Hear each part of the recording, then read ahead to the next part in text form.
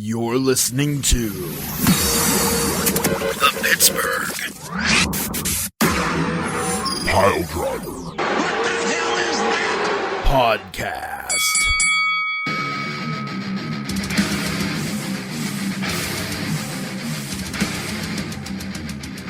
Ladies and gentlemen, it is that time of the week again for the Pittsburgh Piledriver Podcast. Yes, we record these on... What? Ransom, everybody needs to buy more Pittsburgh Piledriver Podcast t-shirts for $49.99, you idiots, so I can go back to Florida. Goodbye! Well, there's your cold open, everybody. Welcome to the Pittsburgh Piledriver Podcast. Episode over. Thanks, everybody. Bye. I can't believe he actually fucking phoned in from Disney. Hey, we got our Ransom cold open. Welcome, everybody, to the Pittsburgh Piledriver Podcast. Beef the Legend here, along with Tiger Bomb Tom, Uppercut. who is the reigning, defending, undisputed Lord and Master of the Tiger Driver and of all the jungle that belays him. Fear him. Barely, dude. For he is the Cruiserweight champion. Hanging on by a thread.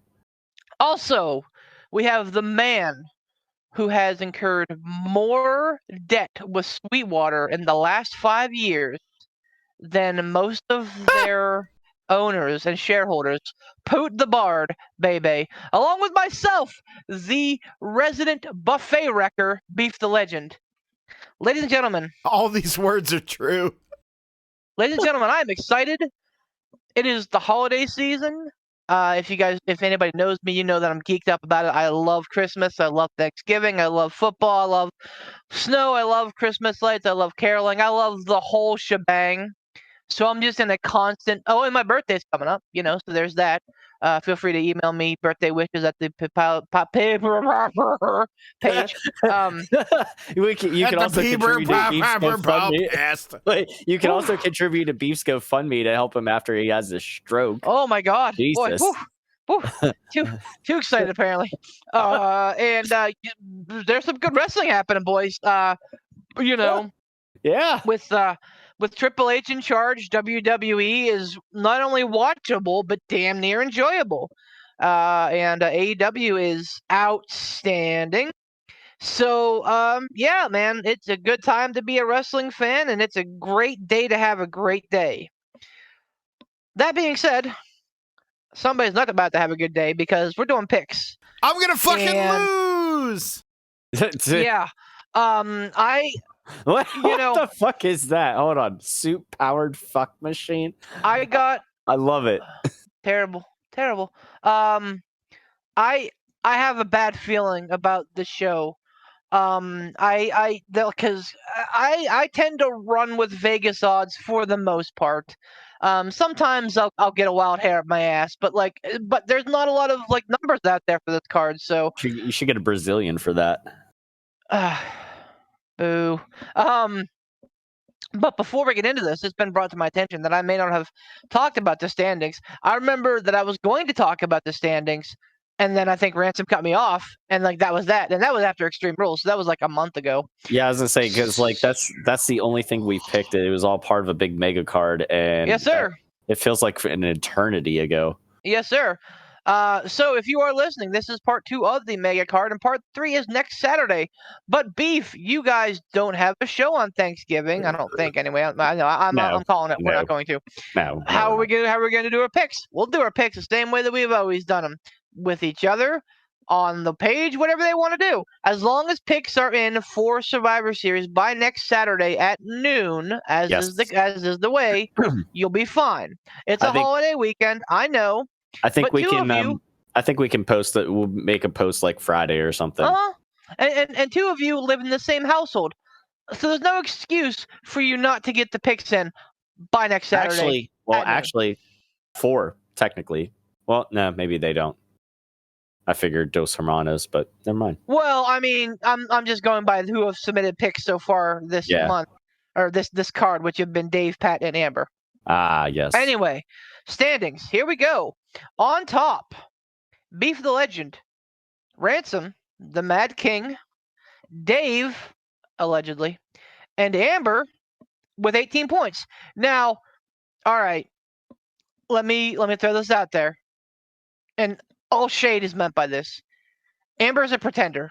Until she wins a big one, I don't believe in her because she always starts strong. The first pick of if we were doing this the old way, where we picked one card at a time, she'd have the belt like 2 or 3 times by now. But she can't string together wins. And she could prove me wrong. But right now, there's a 4-way tie at the top. Digressing a little bit is Poot the Bard with 16 points. Very respectable. I'm garbage. No, you're 2 points. You're 2 points below the tops. Tom is a little bit farther down. He's got some work to do with 12 points. Oh, I thought I was way worse than that. Ouch, cowboy. And then there's Pat. Oh, well, I'm second to last. Okay. 10 points. And then there's Pat. 10 points. 10 points, Pat. That is 1 point above single digits. I know it's asking a lot for you to try and get some right, but you've got 2 cards here. If you don't get over 30, I'll be disappointed. So there you go. Those are our standings. Like I said, it's crowded at the top. I think that thing is going to divulge and disperse after this card. But yes, we are. And then because we're still kind of scatterbrained on picking NXT yet, we're not going to include that. So this is the last card for the Cruiserweight Championship of the year.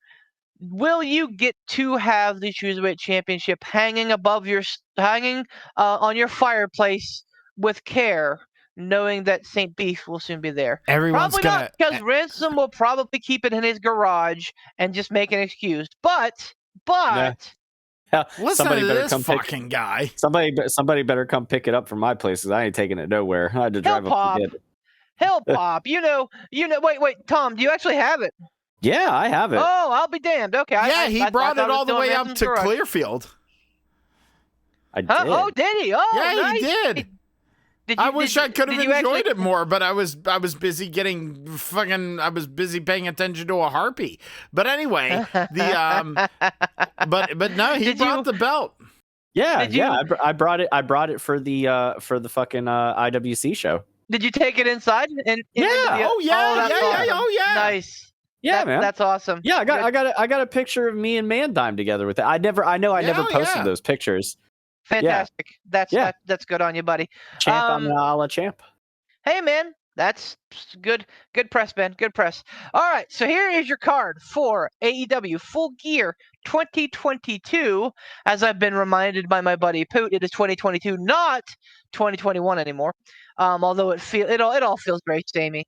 Not the card, just the time. Everything feels the same anymore. Anyway, the card. Starting with. I was like, go on. Well, so I have the match order listed differently than is on Wikipedia. Ricky Right. Oh, Wikipedia. Okay, Wubba Lubba Dub. Moving on. I think Poot was going in a different direction. I know exactly what direction he was going. That's why I fucking yoinked it right back to fucking Rick and Morty. Pivot. On the pre-show, we'll see Brian Cage versus either Lance Archer or Ricky Starks. This is all fucky. It was supposed to and that's the a semifinal for the eliminator of the AEW World Championship title eliminator. So basically, it's a tournament to decide the number 1 contender.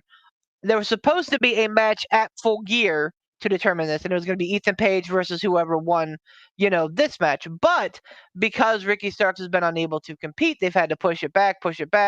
So now we're here. So tomorrow night on Rampage, Archer faces Ricky Starks. And whoever wins that match will face Brian Cage on the pay-per-view, on 0 Hour. And then... Go ahead. Yes. Sorry, never mind. I think the following week on Dynamite, the winner of that match will face Ethan Page. So on the pre-show, 0 Hour, buy-in, whatever they're calling it, it's going to be Brian Cage versus either Lance Archer or Ricky Starks. Wait, yes. Where does Ethan Page come into this? Why He is on the other side of the bracket. He's already in the finals. This is the semifinal match for the other side of the bracket. Okay. And this was supposed the finals were supposed to be on the pay-per-view, but everything got fucked up because Ricky Starks hasn't been able to compete. Okay, can I pause the chaos for just a brief second? I know you're going to run down the matches. How many do we have in total, Beef? 11. 11. I also have Ricky. I also. Dub. Sorry, I accidentally muted everything. My bad. Damn it. It's okay. It was literally 1 second whenever we came back to Beef going wubba lubba dub dub. It's fine. Listeners, you don't care, do you? Wait, I'll put in cricket sounds here.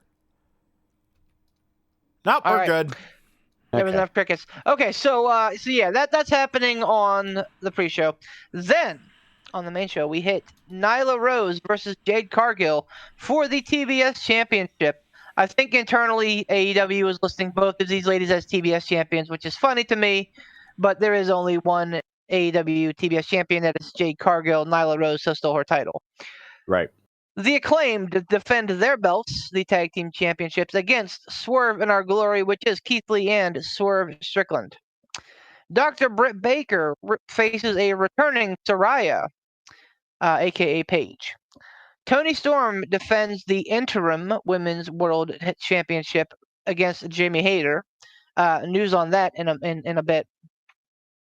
Chris Jericho, defends the Ring of Honor title against Bryan Danielson, Claudio Castagnoli, and Sammy Guevara in a fatal four-way match.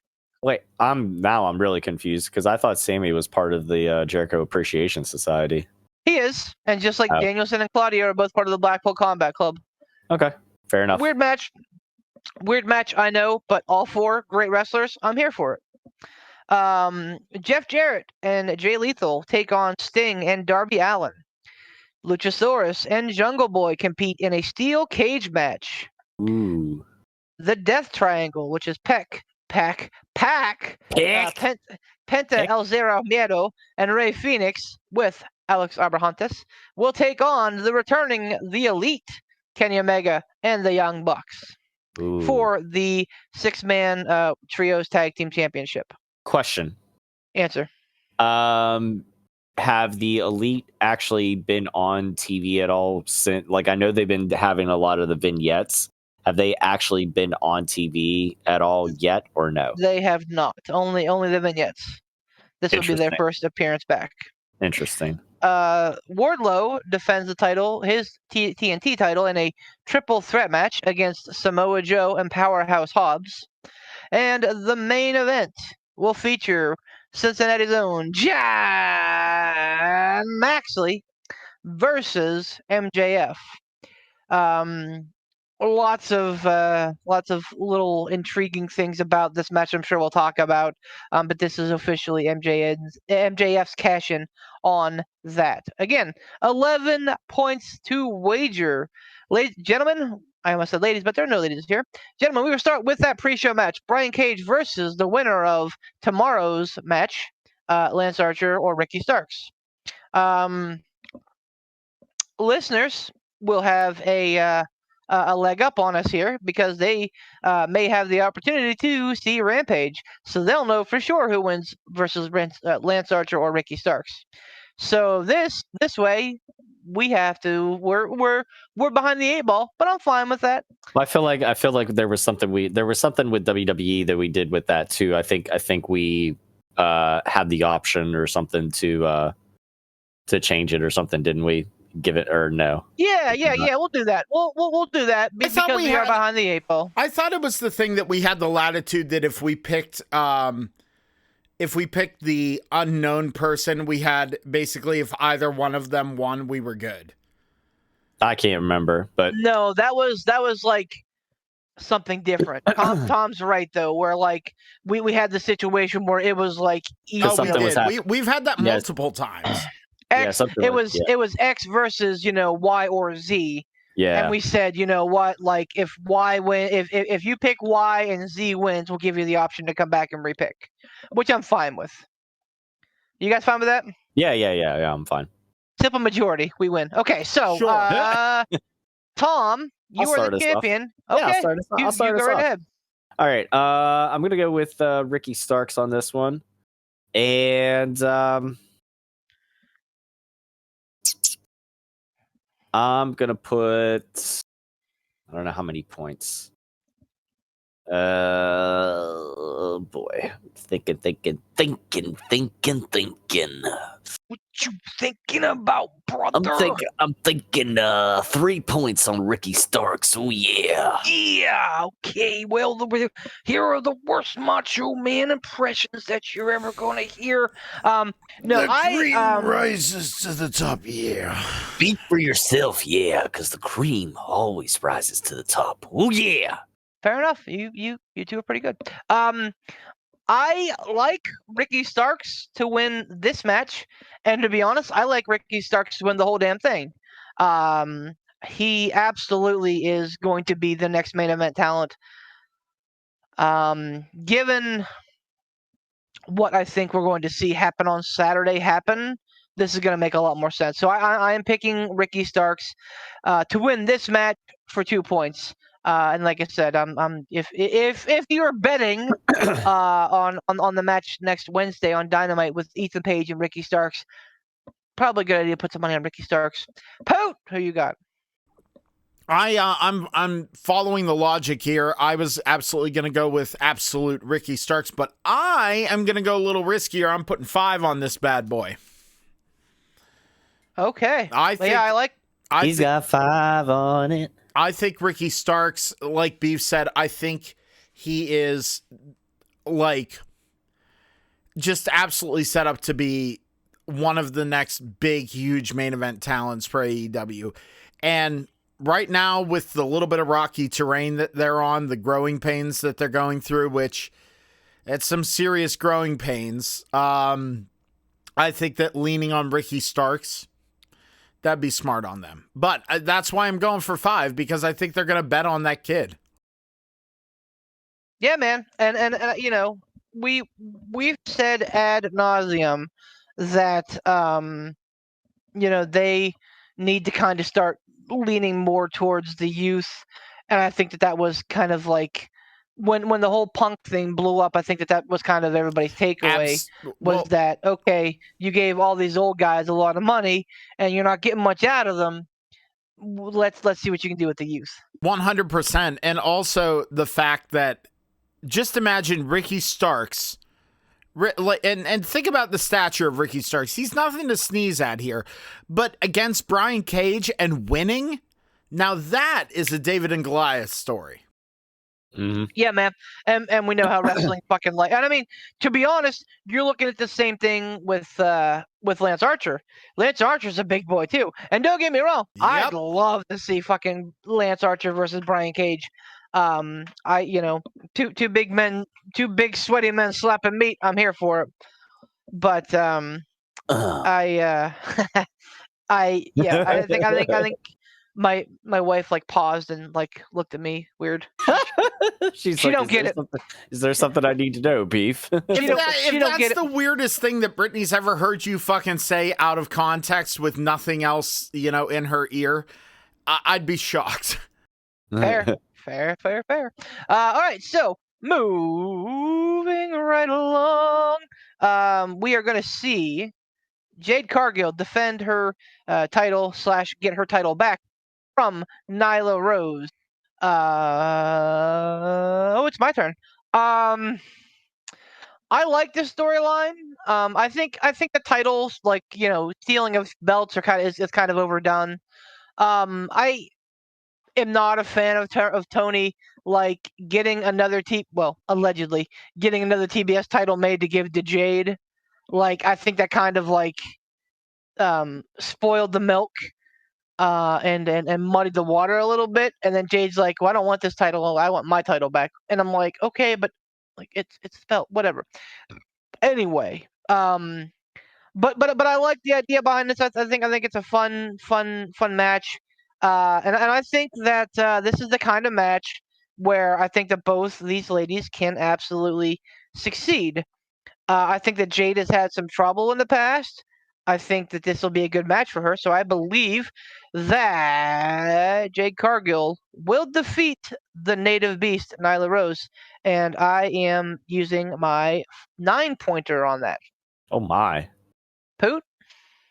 Whew. That's some hefty spending early on there, Beef.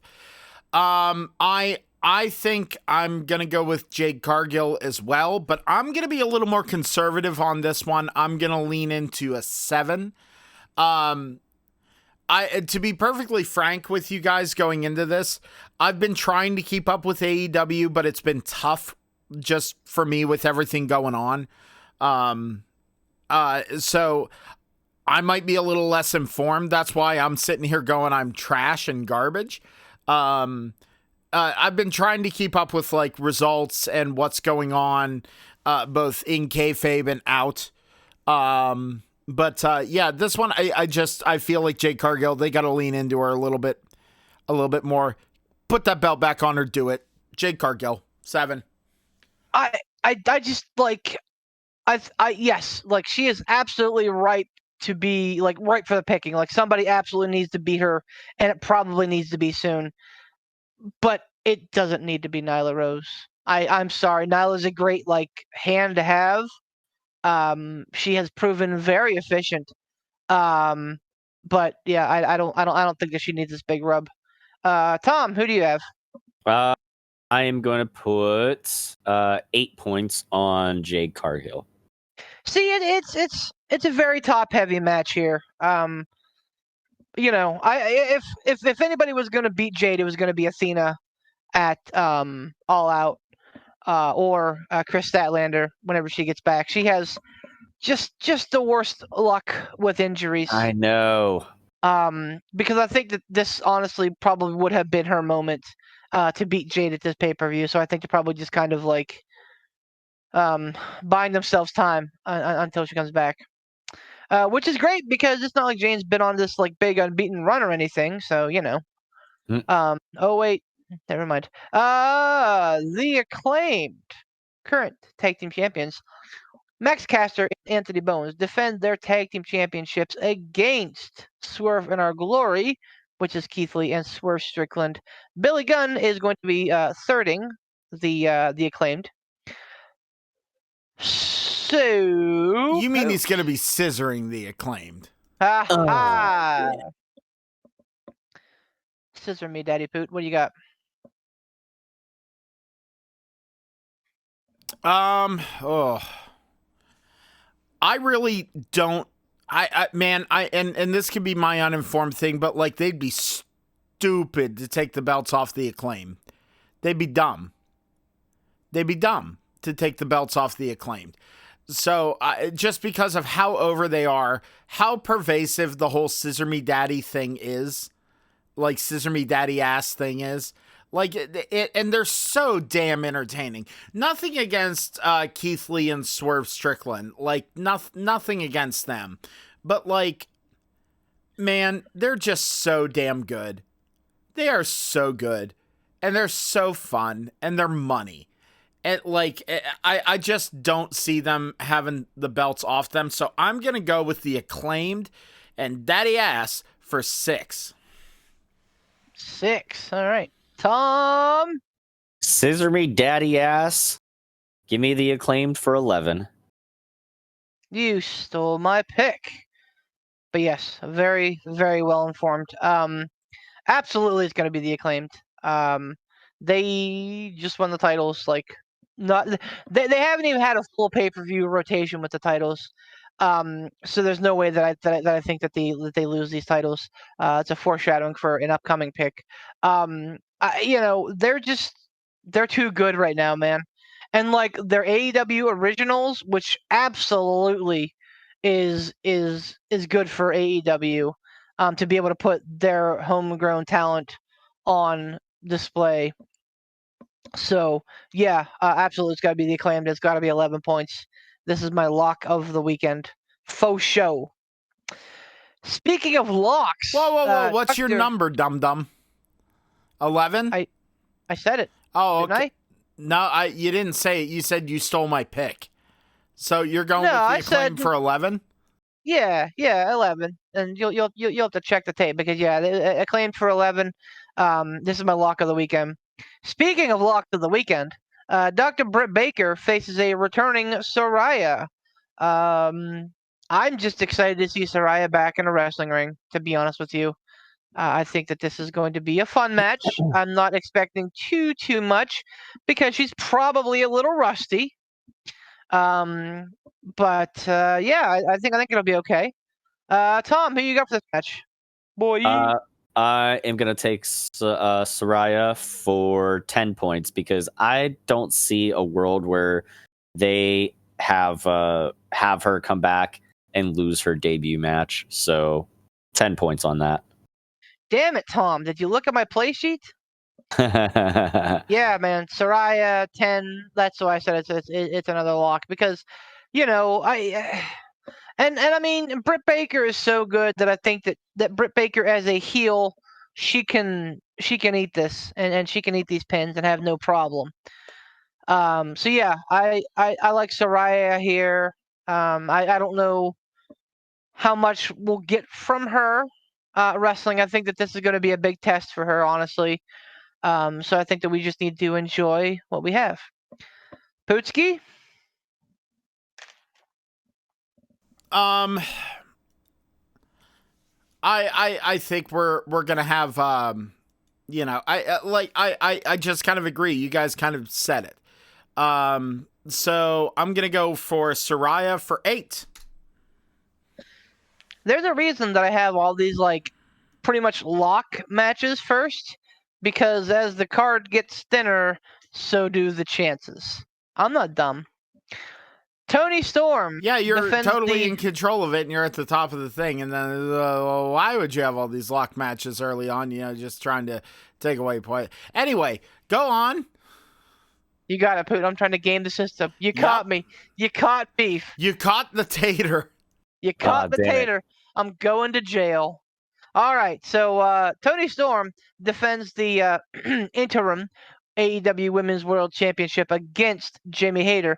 The reason I put emphasis on the interim is because in today's pay-per-view media scrum, Tony Khan made a comment about potentially stripping Thunder Rosa, which would set a precedent. A lot of people don't like the interim titles. I do. I think that they're fun. I think it's dumb to do an interim championship if someone's coming back in 2 months. I think that you have to pick when you're going to run an interim championship. But if you know that somebody's going to be out for 6-9 months, why the hell not? And then you have a set storyline when that person comes back. I like that it mirrors MMA. It's smart, but again, you have to be smart usage of it. Whenever Punk went out and they put the interim title on Jon Moxley, and then Punk came back a month and a half later, I was like, well, this is convoluted and kind of dumb.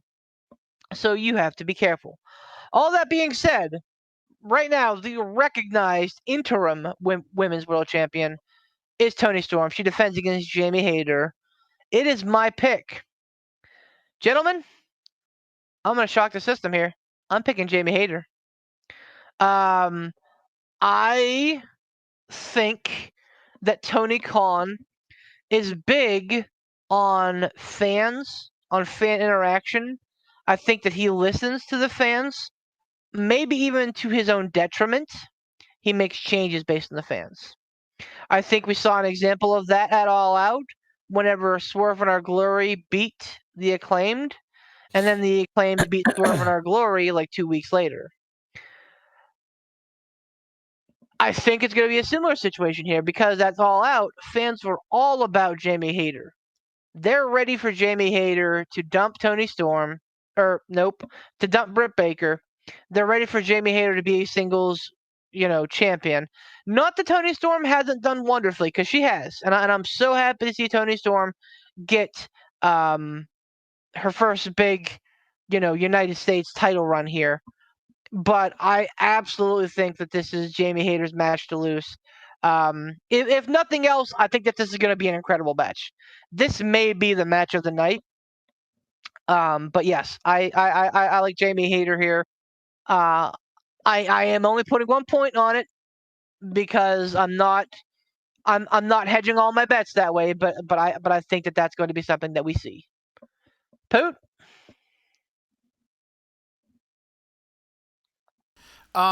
You very, very closely stole my pick. I was gonna go with Jamie Hayter for 2. Just because I'm like, this was one of the ones that I kind of looked at and went, they might do something weird. Like, and I know that's way less informed than Beef, but I'm just like, yeah, I could see them doing something goofy. Like, that's kind of it. Like, I hate to undersell it or not have something, more intelligible or whatever, but like, it really is. It's like, so I think this might be, if there are like big old fat dumb twists for the regular card, this might be it. Tomothy? Well, only because I have to be a little contrarian to make up some points. Toni Storm hasn't had this for a very long time, has she? She has not. Yeah. She won this title at All Out. Yeah, I'm gonna stick with Toni Storm, and I'm gonna put. Let's go with 6 points. All right. I mean, it's not a bad pick. The last numbers I saw in the Vegas odds featured both of these pretty evenly. I think they were both like plus 112 or 113. It was super even. So like, this is literally a pick 'em. The only thing nagging at me about this is that what I just said, is that the point that you brought up, that Toni Storm hasn't had the belt long, but I don't think that necessarily means much to TK. I think that TK is absolutely like riding the hot hand here. So Jericho of the Chris variety defends his Ring of Honor title against Bryan Danielson, the American Dragon, Claudio Castagnoli, and they call him a Spanish god, Sammy Guevara, in a 4-way match for that Ring of Honor title. And I don't know how they're going to compete this. Don't ask if it's going to be a fucking eliminate. I don't know. It's probably going to be one fall. And it is Poot's turn to pick. This one's tough for me. This, I think,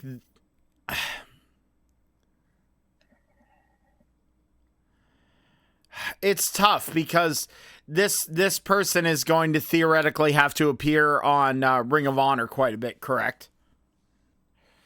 Whenever there becomes a Ring of Honor show, yes. Well, I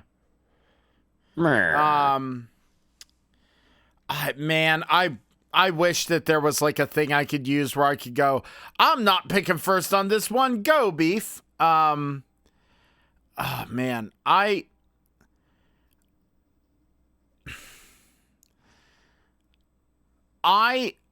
now, and correct me if I'm wrong, and you can tell me no if I'm kind of overstepping. Danielson was a Row World Champion at one point, correct? He absolutely was. See, that's the thing. It's like, for me, the people between this were either Danielson or Sammy Guevara. Those were the two that I'm kind of like wrestling over. Haha. Yeah, well, hey. Waka waka. I think it would be really cool to see Danielson carry that belt and have the history and the lineage there. And then whenever Row does get its programming, it would be really cool to have him there and be like, this is the top of the heap, boys. Come and get it. But I also think it would be cool to have someone like Guevara carry that belt with and kind of not put him away from the like AEW main, spotlight or anything. Just because I have it here and I'm not really terribly concerned about it. I'm going to go ahead and put my 1 point on Danielson. Just because I think historically it would be cool, and I think it would be really good for the people who are coming up in the presumed row to have that be like the top of the heap. I think it would be really historically relevant, and I think it would be entertaining. Let's get the champ's perspective. Champ? I'm going to use my 1 pointer here, but I'm going to put it on Sammy. I think that Sammy could. I think this could be something that could get shaken up, where Sammy could, pin Danielson or Claudio, so that way he wins it without ever actually having to pin Jericho, and then this puts a little bit of heat between him and Jericho, and you start to see some cracks in the Jericho Appreciation Society. Because I feel like the Jericho Appreciation Society is run a pretty good course. I think you're going to start seeing some cracks in the foundation. If you really think about it, all the different programs that Jericho has kind of run, like with these stables, have run for about a good 6 months to a year, and then they kind of find something else and move on. So I kind of feel like we're getting to that point. I mean, granted, Jericho only did start the whole Ocho thing. You know what? Now that I'm talking myself out of the Sammy pick here. Damn it. I'm trying to think who, because I know he's had this whole list of challengers, former Ring of Honor world champions coming back at one point or another. Now I'm torn between Jericho and Sammy. Damn it. Now, you know what? I'm going to go with my gut instinct. I'm going to say Sammy for 1 point. All right. I like Poot's idea. And I think that Bryan Danielson absolutely will be the one to take the title off of Jericho. I just don't think it's going to happen just yet. I think that Ring of Honor is going to have a show in short order. And I think it's going to kind of be like a surprise, like, hey, surprise, Ring of Honor is coming to HBO Max next week. Tune in. I think that this title change may actually happen at Ring of Honor Final Battle this year, which is coming up in December, I think, in Boston. So damn it! I didn't even realize that was a thing. Like I didn't realize the Ring of Honor pay-per-view was coming up. Yep. Son of a fucking. Oh, there goes my 1 point wasted. I am picking the Ocho to retain. Jericho for 3 points, and I really liked Claudio. I mean, as champion. That's smart, and Claudio's also smart. But here's the thing: I think that when they do have their show, and to get numbers up for Final Battle, you want a superstar like Jericho. And again, I understand that a lot of people have high values and value Bryan Danielson very highly, as do I. But like Chris Jericho is one of the greatest of all time. There's no disputing that. So to have his name attached to the lineage and to carry the title into walking into a meeting with HBO Max or WB execs, be like, hey, let's get a show on HBO Max. I have Chris Jericho as the champion. Holds a lot of water. Holds more water than I think Bryan Danielson would at this point. Nothing that's not going to happen. It's just not going to happen yet. So I'm taking Jericho 3 points. Moving right along. The tag team match. Special attraction tag team match. Double J, Jeff Jarrett, and Jay Lethal tag against Sting and Darby Allin. This has been set up with Jarrett's return a couple weeks ago on Dynamite. And somehow Sting got involved. I think it's just because they kind of targeted Darby. And then, what's his name? He's from IWC, and he wrestles for Imagine. Cole Carter, maybe? Cole Carter, yep. That showed up as the imposter Sting. And I'm like, oh, cool. So Jarrett's throwing a group with Satnam Singh and Lethal and Sanjay Dutt and Cole Carter, and all of a sudden Cole Carter's nowhere to be found. That makes me sad because I thought that he would be really cool in that little stable. Anyway, there's your tag team match. Tom, I think you're leading us off here, buddy. Let's go with let's go with let's see. I'm trying to think.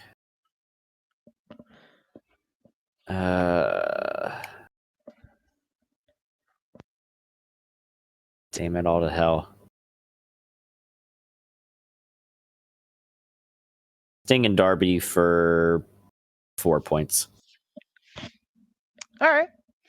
I am actually going to go the other way. In my much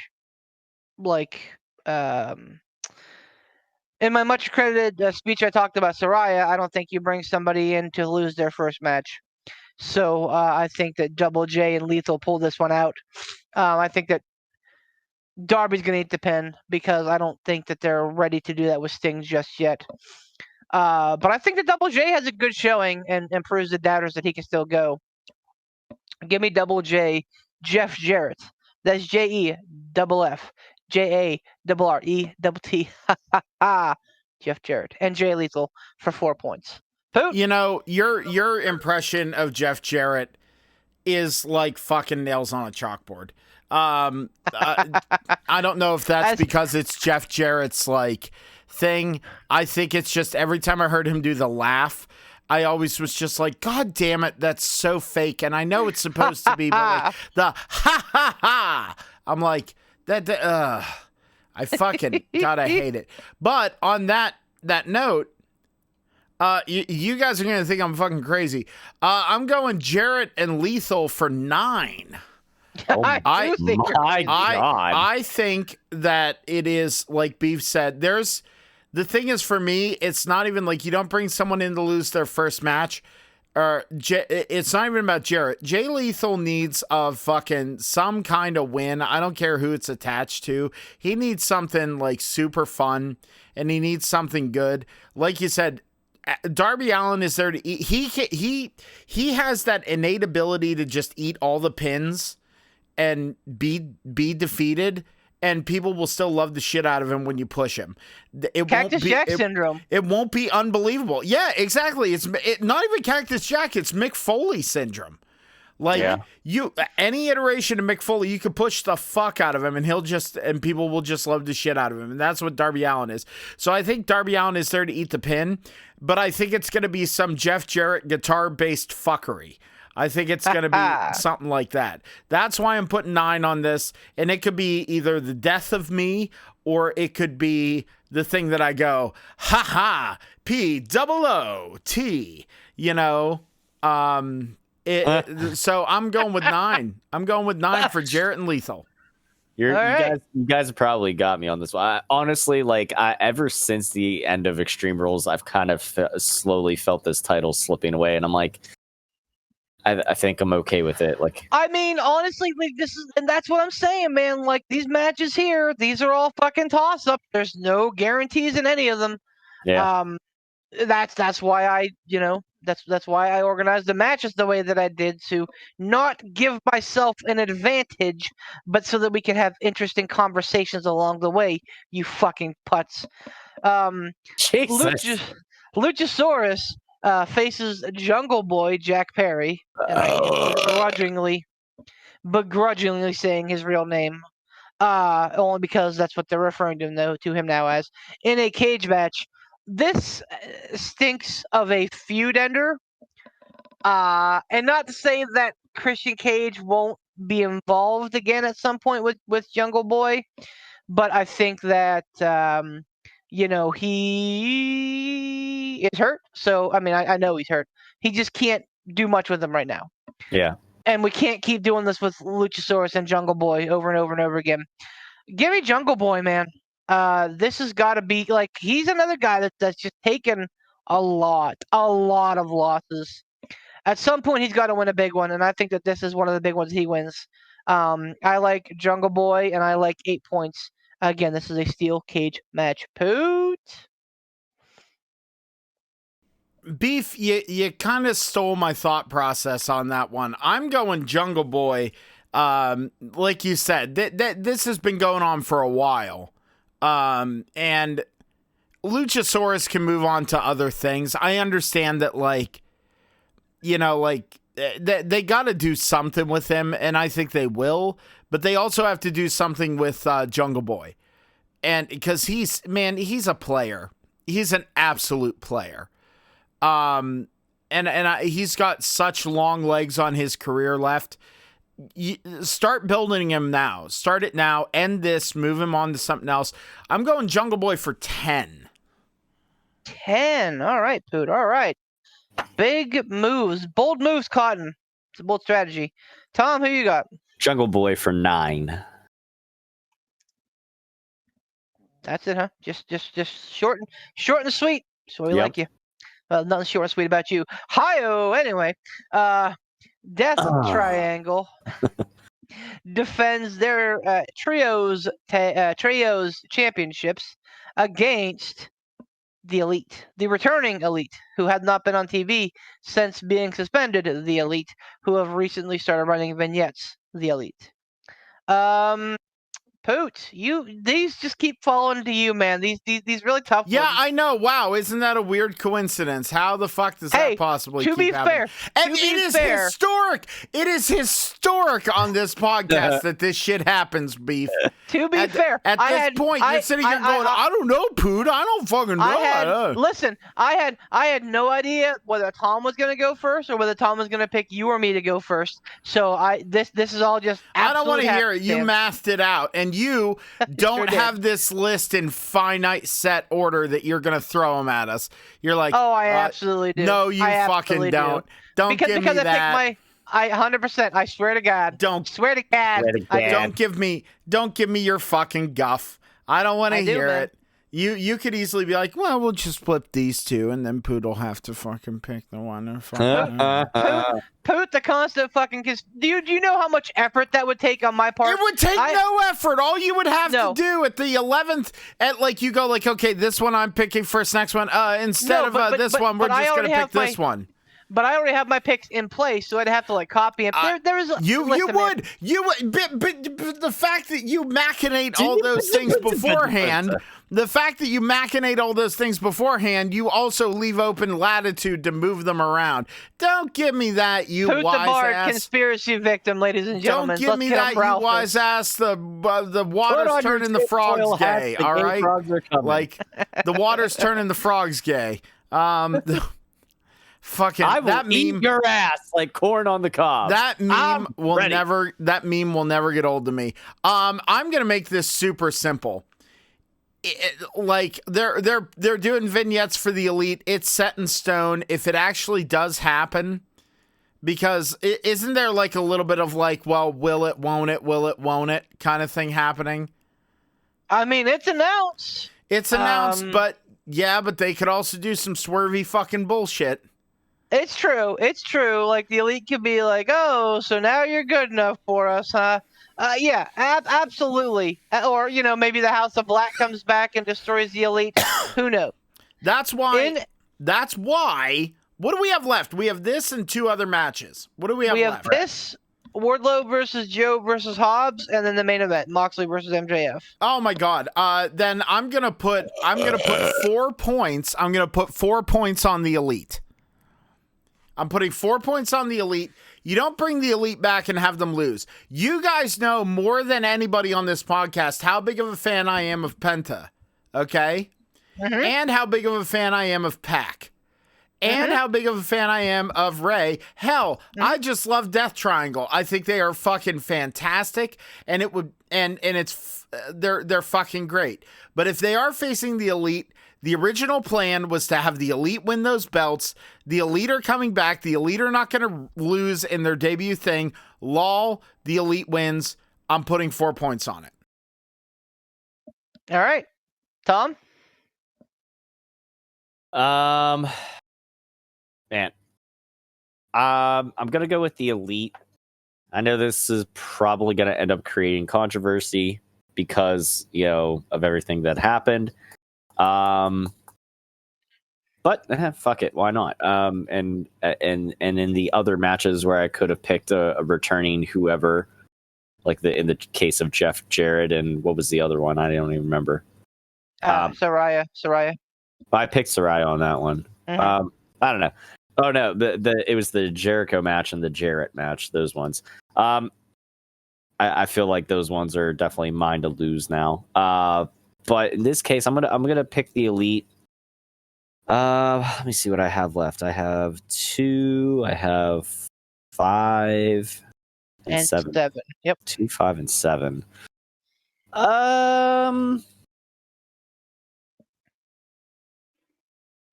Damn. Let's go 2 points on the Elite.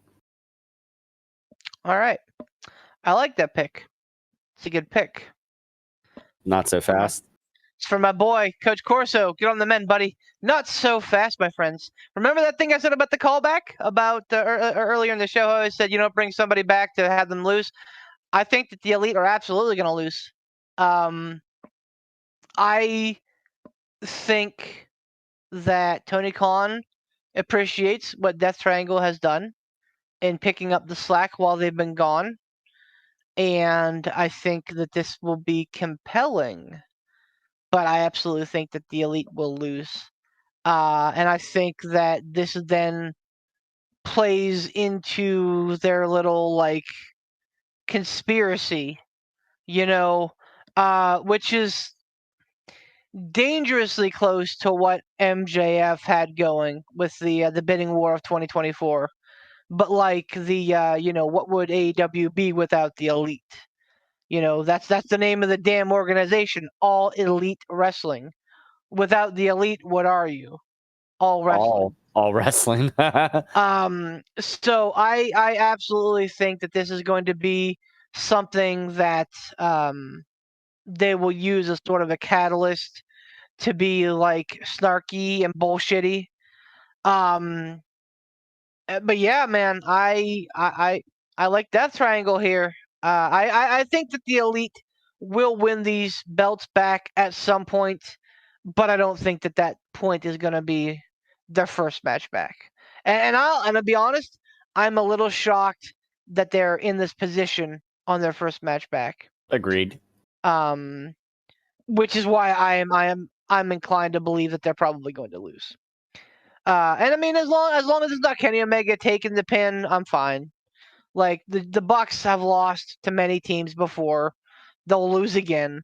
Kenny Omega is the real star that you got to worry about protecting. So and hopefully, because all 3 of them, well, 2 of the 3, I guess, really, Matt Jackson and Kenny Omega have had just a rash of really, really bad injuries. Like Matt Jackson's been banged up for fucking 10 years, it feels like. And hopefully this time away have given them a chance to kind of mend up. For the TNT Championship. Wait, what's your points? Oh, I'm so sorry. Death Triangle for 6 points. Thank you for keeping me honest, Tom. Okay. So Wardlow defends the TNT Championship against Samoa Joe and Powerhouse Hobbs. Smojo turned on Wardlow a couple weeks ago and left him laying. This is gonna be, and again, like the trios match ought to be pretty fucking good. The Fatal 4-Way ought to be pretty fucking good. Like this match ought to be pretty fucking good. 3 big guys, just beating the fuck out of each other. I'm here for it. I'm absolutely here for it. Yeah, man. Menagerie of meat slapping. the menage a meat. But yeah, but it's important to note that the Ring of Honor title, Ring of Honor Television Championship is not up for grabs. Only the TNT title is. Tom, you're the man, now, dog. Is Smojo, that fat fuck? Is he the? I'm channeling the words of Scott Steiner. I got you. No, you're good. Good. Is he the Ring of Honor TV champ still? He is. Okay, gotcha. And Wardlow is the defending TNT champion. Champion. For this one, it's a close call for either Wardlow or Pass. I don't want to start that again. Pass. There it is. But I fucking can't. It's just the most delightful power has. Somewhere Charlie Haas is sitting and like doing a crossword with glasses on, and he just looks up and goes, "What?" Oh no, Charlie, go back to your cross. Actually, Charlie's he had quite an independent career. Anyway, yeah, he did. Go on, Tom. In any case, I'm gonna go with Wardlow for 5.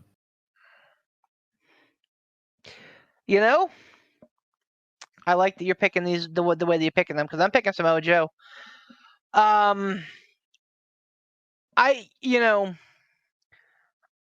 feel like it's no accident that this is a triple threat match. And I think that this is probably the best excuse that they're going to have to get the title off of Wardlow.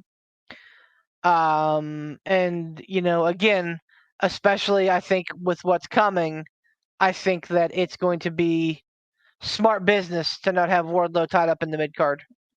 So I am taking Samoa Joe for 5 points. Give me the dual champ, the dual TV champ, if you will. Pootsky, what do you have? You know what? I'm gonna actually, for the first time in a long time. First time in a long time. Forever. Okay. For the first time in a long time, we're going to have 3 differing opinions. I'm going to go Powerhouse Hobbs. Hobbs for 3. For the first time in 3 picks. Just for 2 reasons. Number 1, I need a weird pick. I got to have like one weird wild card pick. I got to have it. I gotta have my weird card. And I'm like, you know what? Just fucking give him a belt that's not the FTW belt. Give him something, because Powerhouse Hobbs is really entertaining. He's very talented. He's young. Just do it and push Wardlow even further up into the scene. And plus, if what we think is coming on this one, I think it'd be wildly entertaining. So give it to Powerhouse Hobbs. It's a 3-pointer. It's what I got there. So I'm gonna say Powerhouse. Hobbs.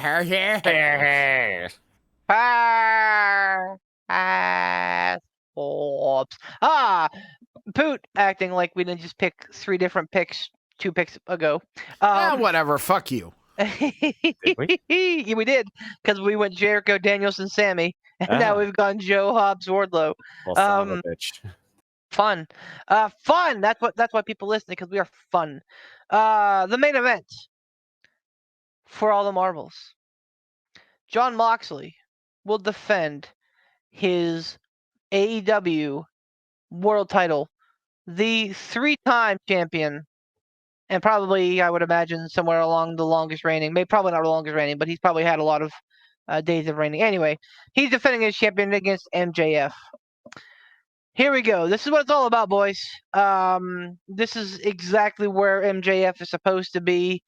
It may have taken a lot of divergence, and it may be a couple months later than what it was supposed to be, but this is exactly where it's supposed to be. Make no mistake about it, MJF is winning this title. It's just a matter of how. Now, lately, Stokely Hathaway's group, The Firm, have been fighting him because he was upset that they got involved in his business and tried to beat up Jon Moxley because he wants Moxley fresh. William Regal challenged MJF to beat Moxley clean, and yet called on his dark side, saying that he doesn't have the balls to do what needs to be done. I think that not only does the Firm get involved to help MJF, which I think everybody sees happening, and I think that the club helps the Blackpool Combat Club, that is, helps kind of like get them out of the way. I think the real swerve happens at the very end when William Regal helps MJF defeat Jon Moxley. Wheeler Yuta is a wild card in all this. He may end up coming with Regal to help with MJF. And yes, I understand that muddies the waters with, stables and such. But I believe that this is exactly what needs to happen. Because if you want MJF to have the kind of nuclear heat that only he can get, because right now, make no mistake, he's a face. He walks into, and I mean, Full Gear is in his backyard. It is in the Prudential Center in Newark, New Jersey. He's a Manhattan boy. He's a Long Island boy. So he is absolutely he's Queens? I don't remember. Anyway, point is, I believe he's Long Island. Okay. He is absolutely going to be the fucking conquering hero. He has been. Even over Jon Moxley. And I understand that I'm pontificating here, but allow me to have my soapbox. He's a face right now, and there's you have to do something to change that. So not only do you get to swerve with the Firm, but I think that the ultimate betrayal, the ultimate knife in the back from Willie Reeks and Jon Moxley will be the thing that makes MJF get the booze.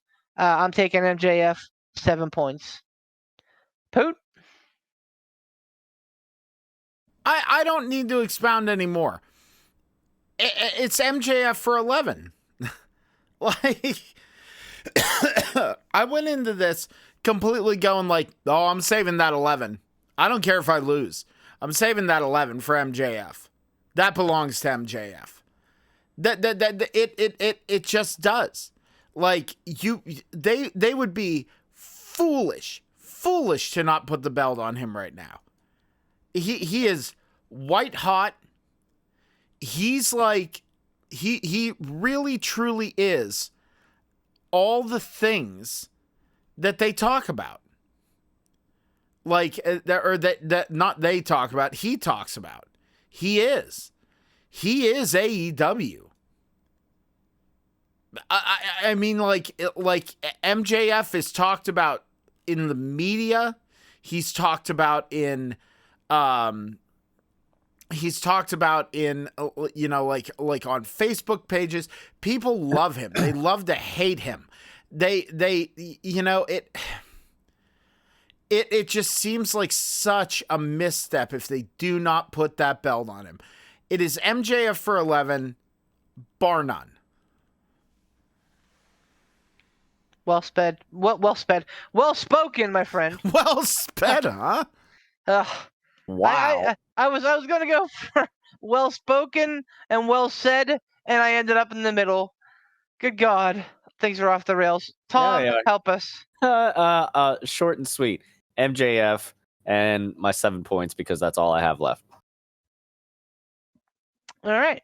I mean, well, there you go. That's Full Gear in a nutshell. Yeah. Yeah, man. Again, I don't like. I don't want to keep coming around to saying how great AEW pay-per-views are, but I mean, like, the AEW pay-per-views. The pay-per-views are always great. The pay-per-views are always phenomenal.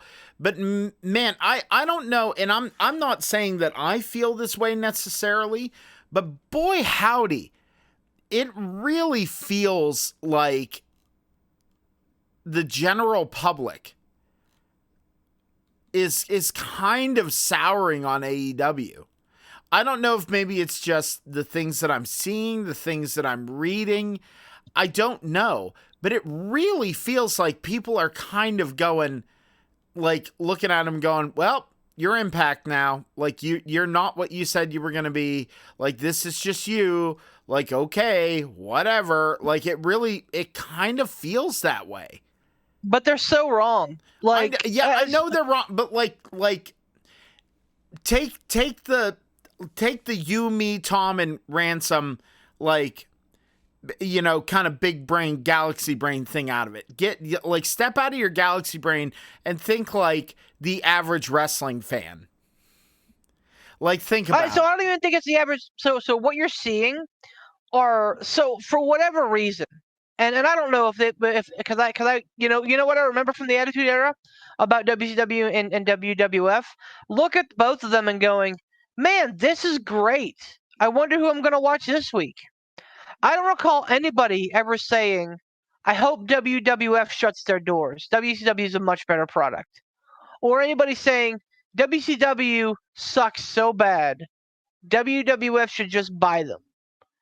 I don't remember, and I mean, maybe it's because, it was, that, I was a teenager, and, maybe it was because social media didn't exist and we didn't have all these fucking keyboard warriors out there.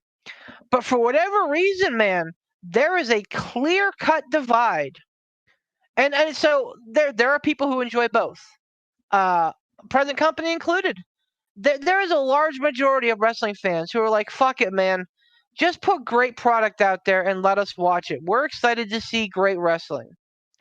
But the problem is that the vocal minority on both sides just wait for an opportunity for shit to slip up so that they can point at the other one and go, ah?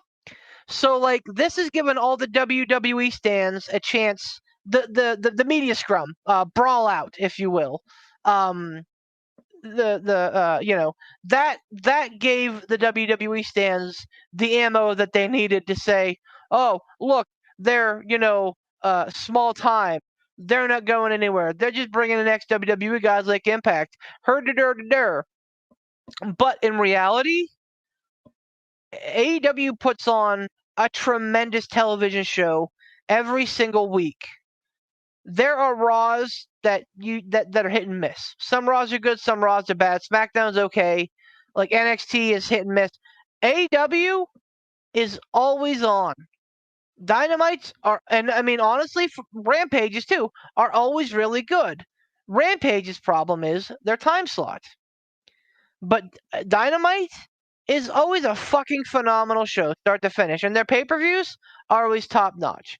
So I would love to see the fucking, like, the divide fall. Let's all just be wrestling fans and love wrestling. Let's call out AEW when they do dumb shit. Let's call out WWE when they do dumb shit. But let's all just enjoy wrestling. Yeah.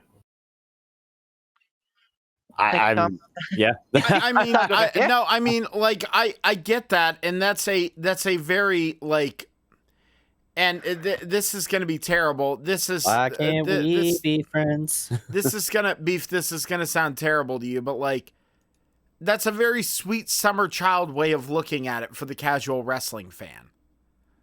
Like, I like being able to just enjoy wrestling. That's someone who enjoys wrestling saying that is someone, and I know you're kind of might be going, what the fuck are you talking about, Poot? But it's someone from a standpoint of, like, you look at wrestling and go, I love this. Like, it's the same thing. If you weren't a Pittsburgh Steelers fan, you would look at football and go, man, I love football. And even then, I do love football. No, I'm do. I'm sitting here watching it and loving it right now. Regardless, and the Steelers are a shit team this year. Regardless of how they're like, I still get enjoyment out of it. Okay. And that's the problem.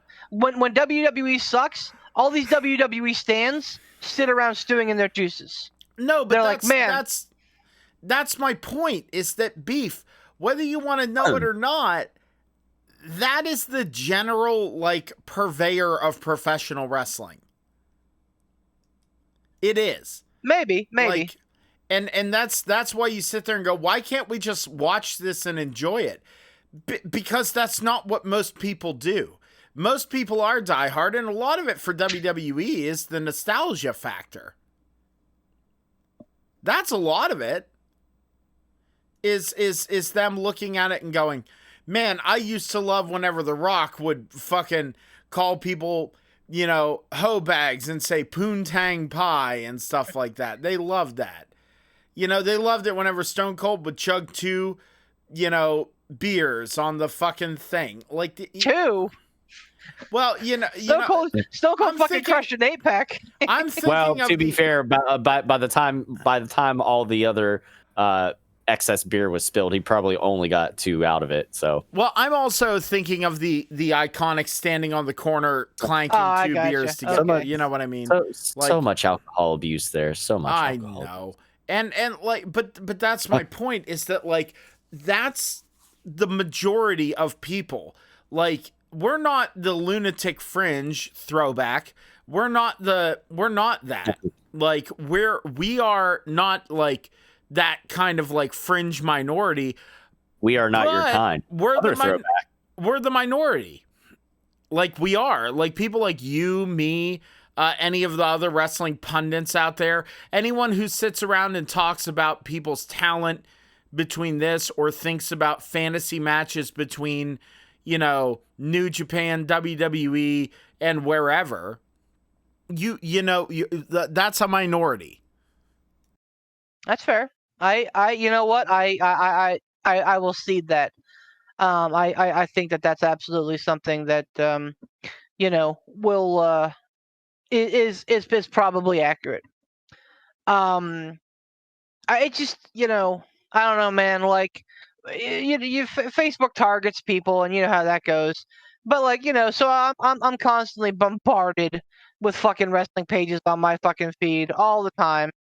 And it's either a WWE stan that's like, hey, AEW sucks because, because CM Punk. Or, hey, WWE blows because, blah, blah. It's just, I'm tired of it, man. I'm just tired of being ugly to each other.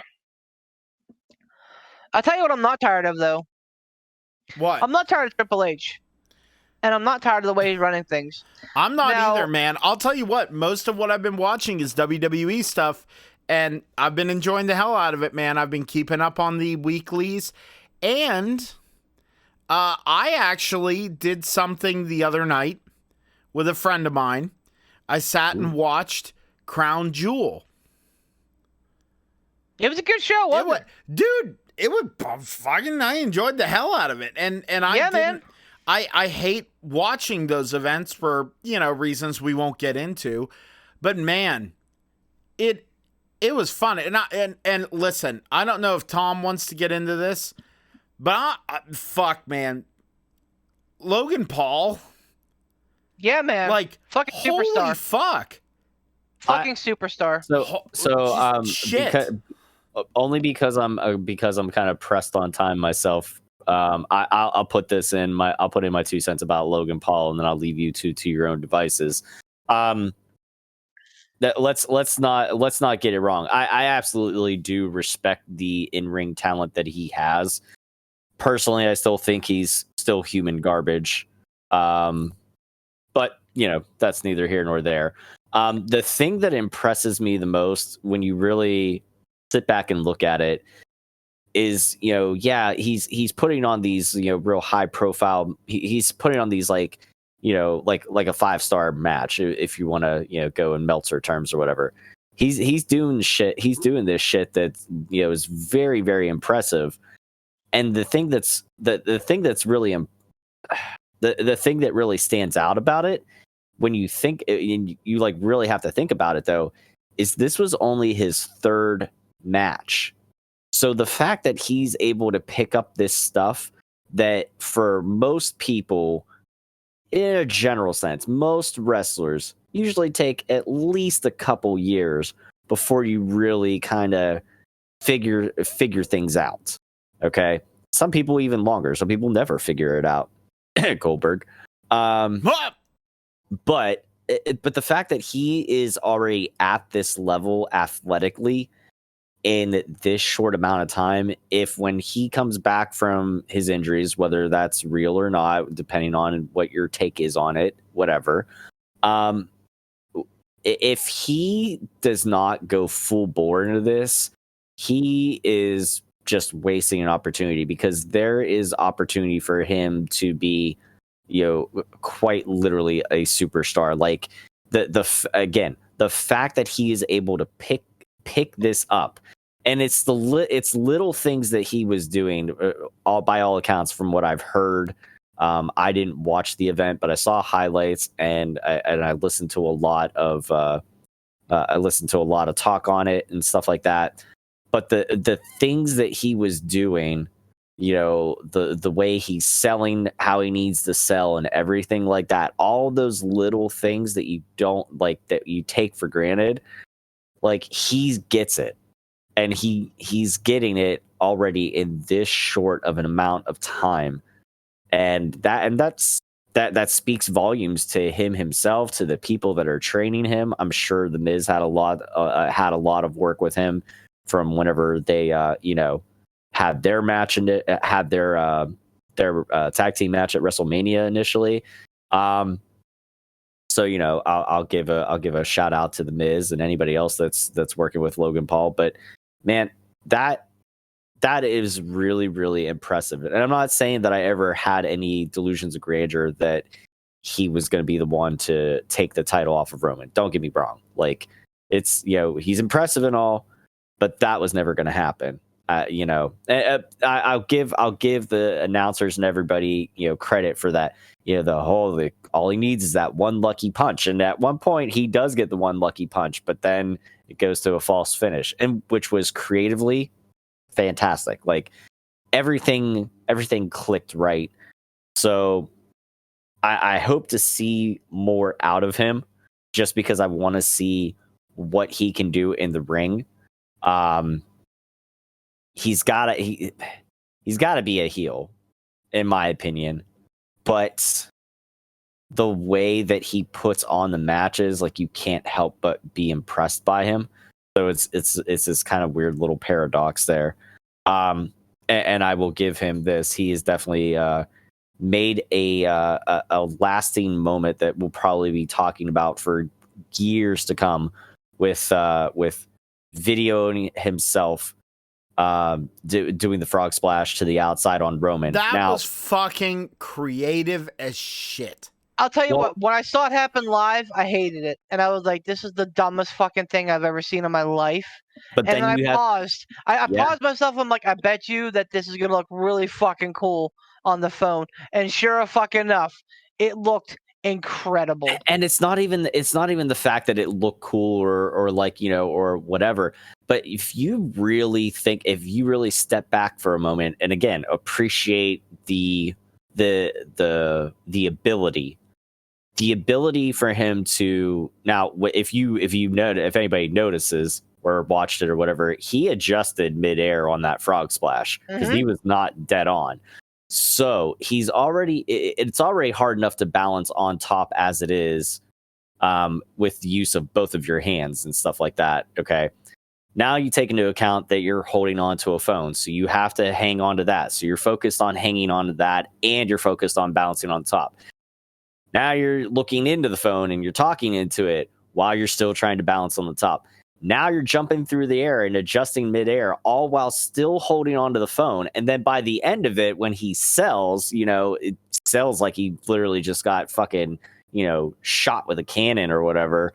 Like, it was an amazing spot, and one that will, if they ever release another like OMG collection or something like that, which now I know won't be on DVD because it'll just be on whatever Peacock collection or whatever. But if we get another set of OMG some moments, Peacock cuckold, some Peacock cuckold, I guarantee you that will make it. Like, that will be a spot that will be talked about in for years and years and years to come.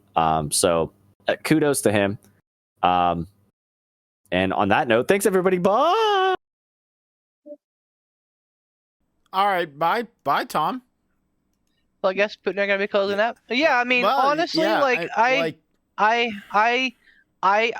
really enjoy Logan Paul, and I don't like saying that. I mean, honestly, his brother Jake is the bigger douchebag. Like, if we're making this a competition, like, I think that Logan Paul is guilty by association. I don't think either one of them are fucking saints. But I think that Logan is more guilt by association. Well, Logan also, like, if you look at like his work, and again, I never thought I would be giving credit to the Paul brothers, much like what you said.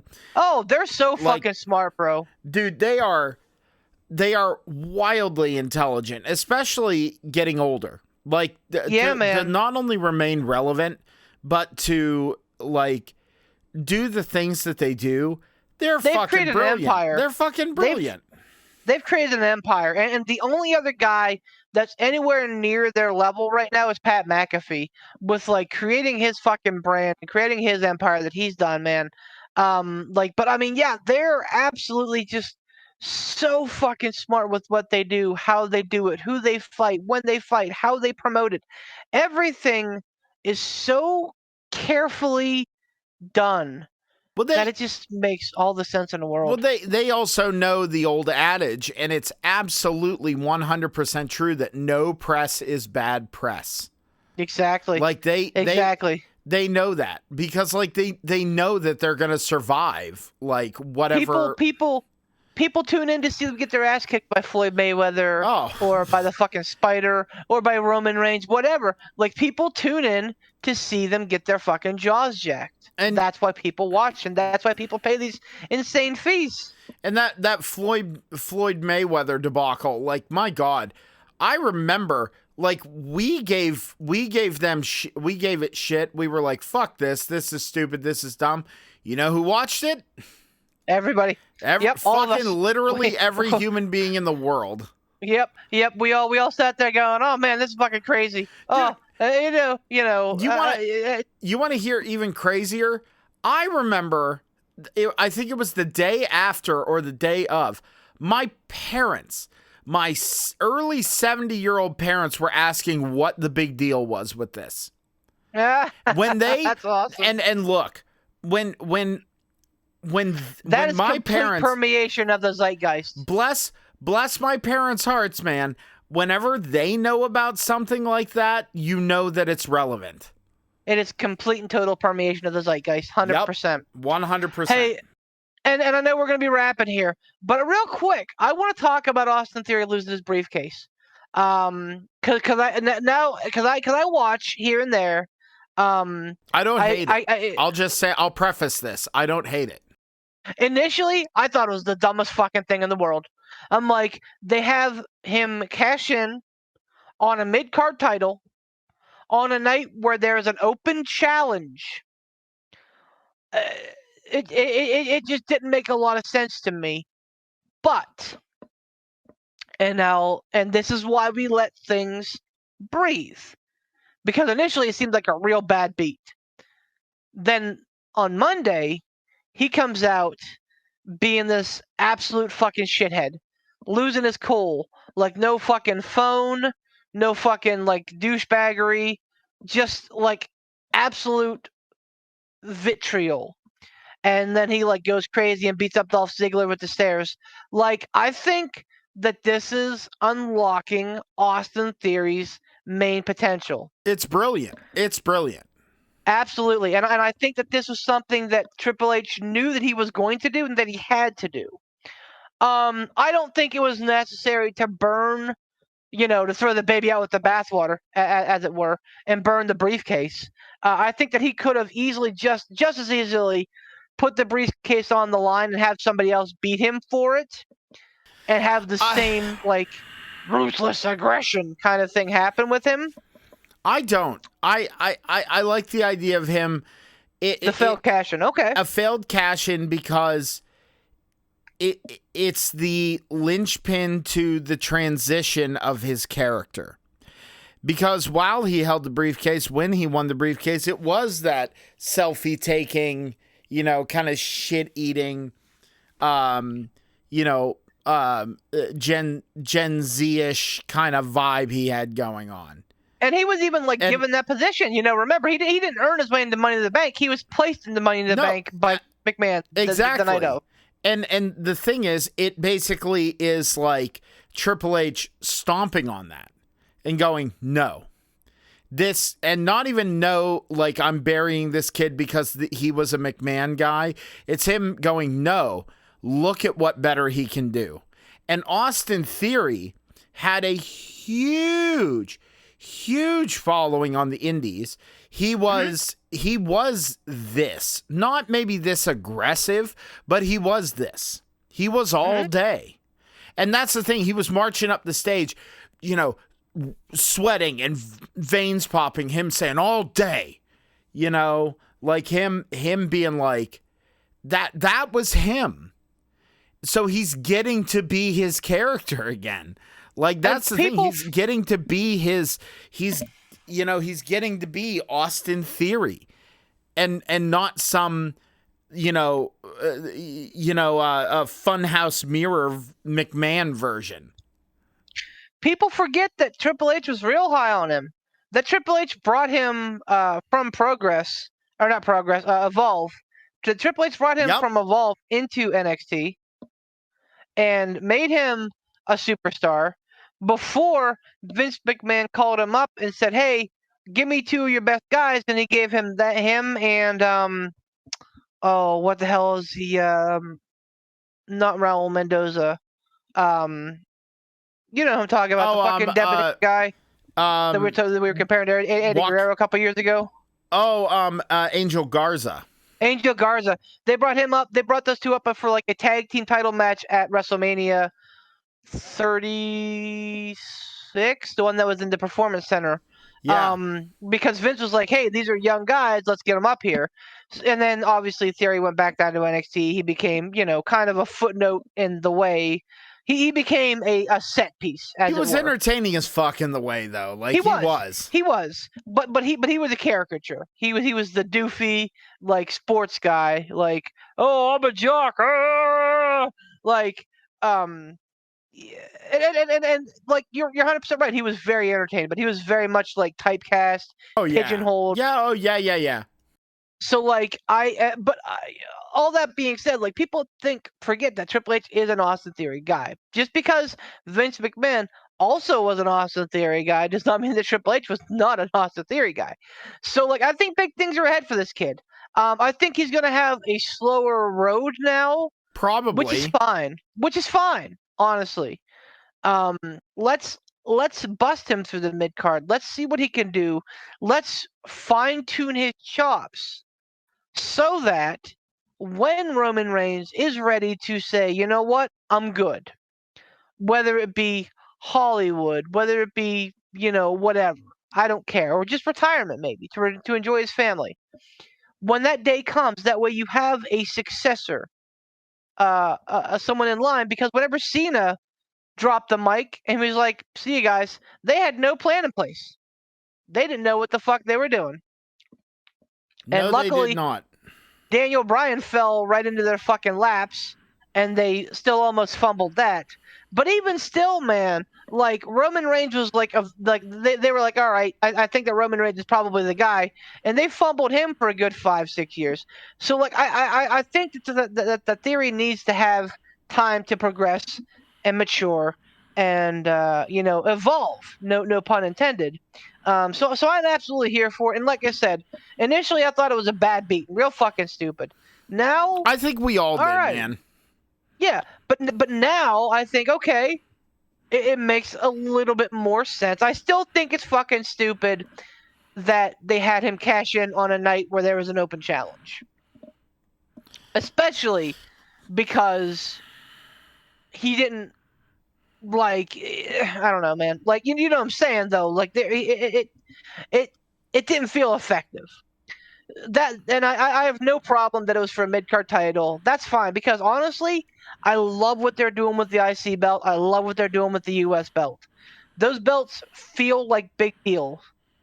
And Triple H has really only been in charge for like 3 months now, 3-4 months. And yes, I know it's been longer, but realistically, like now that he, getting things into place and everything, like he's made those belts feel ultra important in that short amount of time.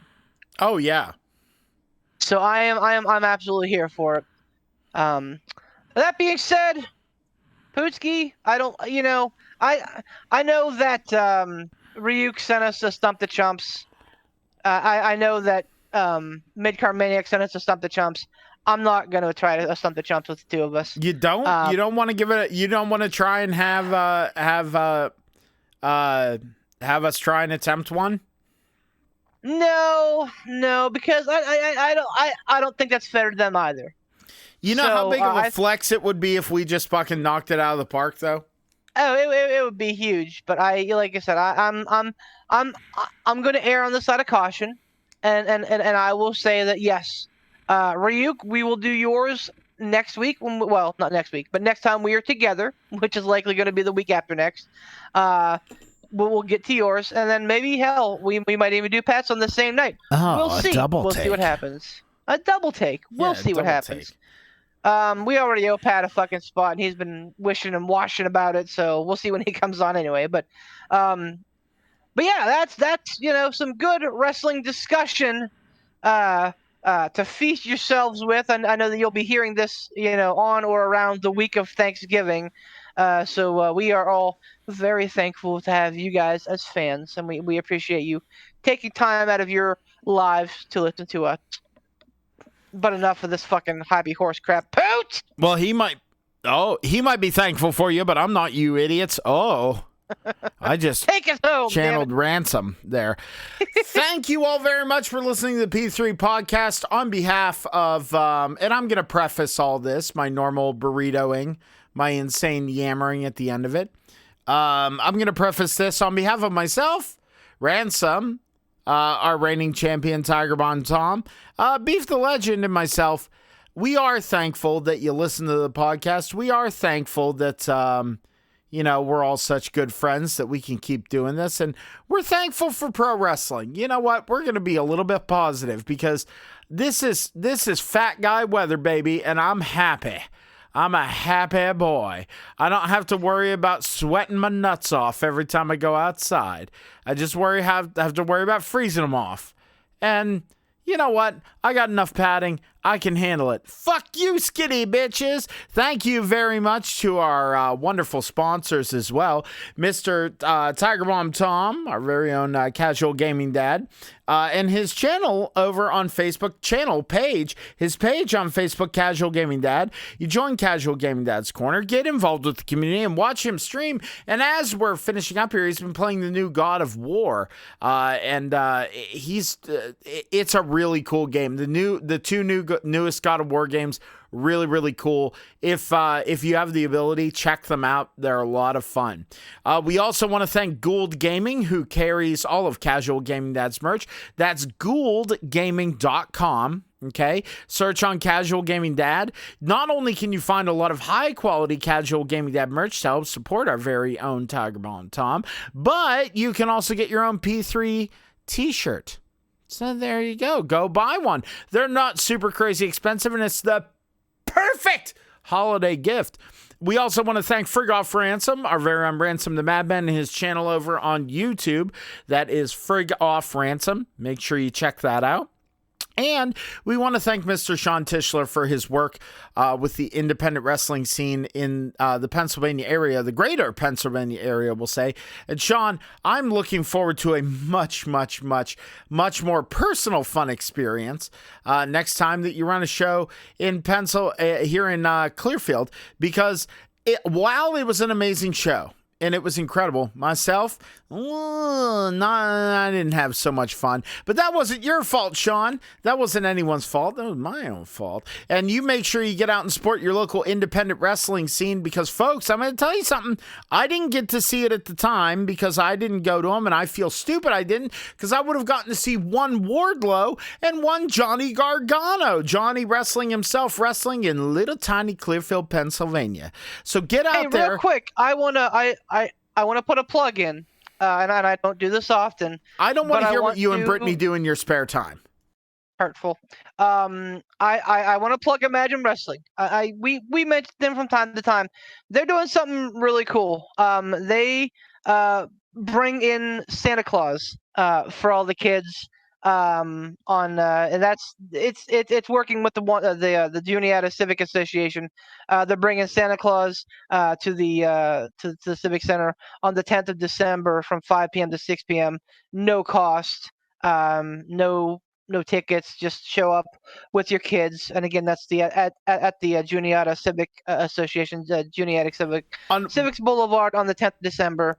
That's a really fucking cool thing that they're doing. That is a really cool thing. Cato and I don't see eye to eye on a lot of wrestling opinions, but that dude's all class. He's a smart guy, and he knows how to run a wrestling organization, and he knows how to make it a family-friendly environment. So if you're looking for something that's more family-friendly, not going to be so crass, like Imagine Wrestling is absolutely just a lot of fun. For youngins, and I've seen the videos and things, and they do a lot of stuff with the young fans, and this is just another thing. So that's something really cool. So get out there and see that again. That's Saturday, December 10th at the Juniata Civic Association Civic Center. Go see Santa Claus with your kiddies for free. That is really, really cool. And you are right. Cato is all class, man. I'll tell you what. Really great guy. And Imagine Wrestling is doing a really, really cool thing. And we should get out to see an Imagine show. We really should. Agreed. That's 2023. That should be our goal. We should get out to see something with Imagine and IWC again, for sure. Absolutely. I'm here for it. And hopefully you're here for it too. And if you're in the areas to see these independent wrestling shows, you should come see them. If not, go see your own local indie show. Because again, you're going to see future stars of the industry, and you're going to probably make some good friends along the way. For myself, the Barbarian, Poot the Bard, baby. For our wrestling encyclopedia, Mr. Beef the Legend over here. For our late casual gaming dad himself, Mr. Tiger. Uppercut. Bomb Tom. And feels weird. The gentleman who is enjoying some relaxing time, Mr. Frigoff Ransom himself, Ransom the Madman. Thanks, everybody. Bye.